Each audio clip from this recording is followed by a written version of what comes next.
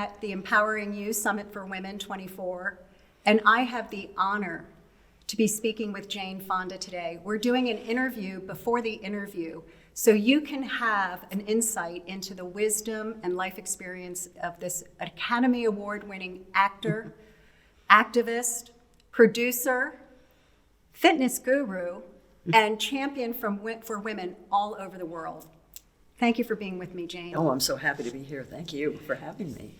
Before I start, you have so many awards, but I know this one that you just recently heard about, the 2025 Screen Actors Guild Award, is really special to you because it's all of your peers that have not nominated you. So congratulations on that. Thank you. I'm very honored. Yeah. So I want to start with how we deal with controversy. You've faced a lot of controversy throughout your life, and you've had resilience to not only deal with it, but to rise above it. Can you share a little bit of how you navigate those tough times? Well, I think there are several reasons. I can compartmentalize pretty well. I'm not proud of that. It's not necessarily a good thing, but I can compartmentalize. Number one. Number two, I was never alone. I was always part of an organization. So I was surrounded by people who knew why I did what I did when we had a strategy, and not being alone, being with a group is critical. And then also, I'm a white famous woman who grew up with a famous man, father, Henry Fonda, and I got a lot of privilege because of that. And I know that people always assume that I'm soft, give her a little trouble and she's going to fold up and go away. And my attitude was like, just try me. I did not want to prove them right. I'm not soft. I will fight for what I believe in, and I will stand up for my beliefs. And so those things got me through. And I never lost my desire to try to make things better in many different ways. And so I just kept going. And you weren't all the afraid people to who speak hated up. me died. No, but you weren't afraid to speak up. You used your voice. And that is, it's hard for women. It is so hard for women. Yeah. And you were young when you started using your voice. And Not really, no. I was in my 30s. It feels young to me. So you've talked openly about this need to feel perfect. In your memoir, you talked that it started at a very early age as you watched your mother trying It always starts very early. Yes, trying to be perfect for your dad. Tell us a little bit about that. Well, I was born in 1937, just to put it into context. There had been a women's movement, and there would be again, but there was no voice in the culture saying, stand up for yourself, don't cave in to cultural demands that don't feel right for you, those kinds of things. What really matters about how we feel about ourselves is how we were, what happened to us from birth to 5, because a lot of our character is formed by then. It depends on how your parents saw you. I knew that my dad had a hard time showing up. He didn't know how to bond. My mother suffered from mental illness, so she wasn't happy when I came along. And my dad was great when I was very little, but he didn't like me very much. Well, explicitly, he did not like my body. My mother didn't like mine. And he was married 5 times, and he told various wives to tell me to dress differently or wear a bigger, I knew that he was objectifying me, and that in order to have his love, which I desperately needed, I was going to have to tie myself into pretzels to be what he wanted.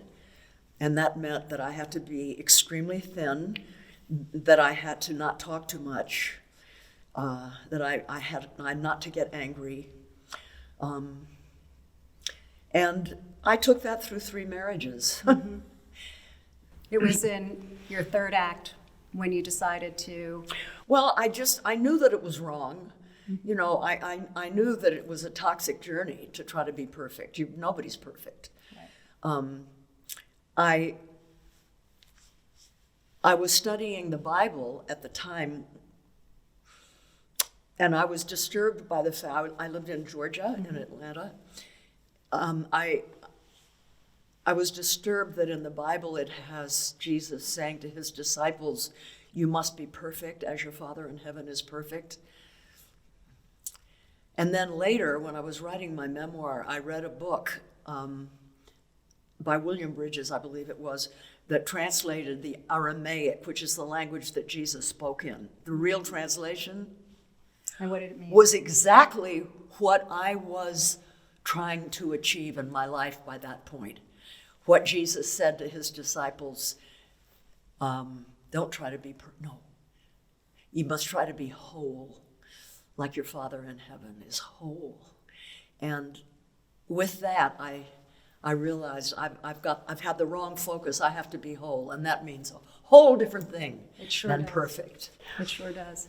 Well, I related to that so much because when I was growing up, I was a very heavy child, and my mother was so, I'm going to say, embarrassed by me.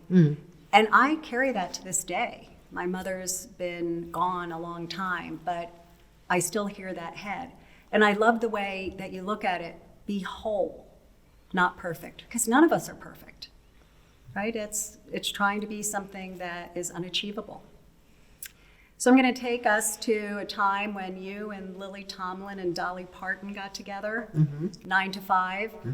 It was revolutionary for its time, not because the 3 of you were together, but the fact that you tackled so many issues that were going on in the workplace that nobody talked about, right? Sexism and men holding women back, treating women as they were obstacles, and equal pay even came up back then. We're fast forwarding now, many decades. Do you think we've made progress? Yes, we have. More women are CEOs of large companies. But the truth is that the situation for women office workers is worse than it was. The reason we haven't done a sequel to 9 to 5 is because I can't get anybody to write a script that reflects reality. You know, if the movie were made today, our 3 characters would be hired by a contracting company. And we would be contracted out to, I think the name of the company in the movie was Consolidated. We probably would never meet the boss. We'd probably be working 2 or 3 jobs to support ourselves and our families. So it would be a whole different thing. It'd be easier to spy on us because we'd all have computers by then, and we're treated like gig workers, office workers are, and so it's no better, unfortunately. But in general, the women's movement has made a lot of progress, and we have a long way to go. You know, I was thinking this morning, I don't even know what I would do without my women friends. I mean, I have my friends, therefore I am. I've always admired you, but when I saw that clip, I knew you had to be part of mPower and talk to us about the importance of being female friends and supporting one another. And you have such a strong bond with your female friends that you said you've discovered later in life. Tell me what your female friends mean to you. You know, it's interesting. Women friendships are very different than men friendships. The metaphor is men friends sit side by side looking outward at sports games, at cars, at women. Take that one. Oh my God, look at that Ferrari. You know? Yeah. Women Look at each other. They look at each other. They're not afraid to say, I need help. I don't know what to do. Give me a hug. Men and this is not because there's anything wrong with men. You know, we're not better than men. We just don't have our masculinity to prove. Men, it's not manly to ask for help. It's not manly, supposedly, to say, I'm in trouble, what should I do? And I think it's why we tend to be more resilient, women. We have our friends. You know, there's a Harvard Health School report about friendships, and I can't remember exactly what it's called, but it said that for women, not having women friends is worse for your health than cigarettes. Wow. Isn't that interesting? That is interesting. Yeah. And don't you find, even if we haven't seen each other for years, you come together and you just, Yes. gut level, right Yes. down there. You know, you talk about real stuff.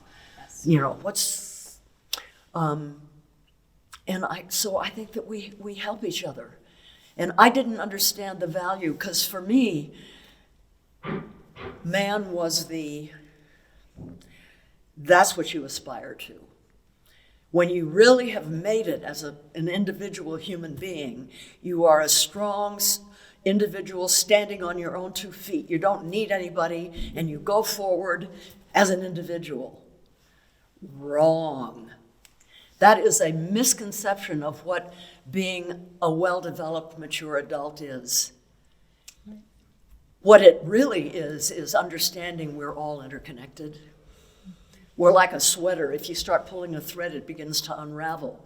We're all in this together, men and women, and reach out and help each other. And, you know, that's what your mPower things is about. We have to become friends and we have to help each other. That's how we get ahead. Yes. Yeah. We have male allies that come to our Power events because we need them to help us, and we need to help them. And so I so appreciate. But more importantly, because they don't need as much help as we do when it comes to rising in the business, for example. They, as we showed in 9 to 5, men are just, you know, Viola trains them and then they just get promoted right past her. That's what Right. the standard operating procedure is.